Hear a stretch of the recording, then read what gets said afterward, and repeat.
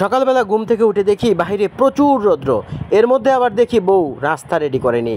পরবর্তীতে রাগারাগি করলে বউ সিদ্ধান্ত নিল ভাইরাল এক রেসিপি তৈরি করে খাওয়াবে। চলুন দেখা যাক কী সেই ভাইরাল রেসিপি। প্রথমে 4টি ডিম সিদ্ধ করে নিল। তারপর একটি পাত্রে শসা, গাজর, লেবু, টমেটো, ধনিয়া পাতা এবং কাঁচামরিচ নেওয়া হয়েছে। এরপর এগুলোকে কুচি কুচি করে কেটে সালাতের মতো করে তৈরি করা হয়েছে।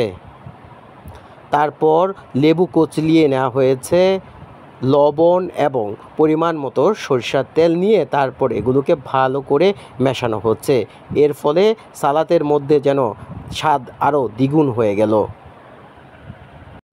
তারপর সিদ্ধ করা ডিমগুলোকে ছুলে সমান মাঝখান দিয়ে ছুরি দিয়ে কেটে বানানো সুস্বাদু সালাদগুলো দিয়ে দেওয়া হলো। এরপর সুন্দর করে একটি পাত্রে পরিবেশন করা হলো। হয়ে গেল ডিমের ভাইরাল রেসিপি।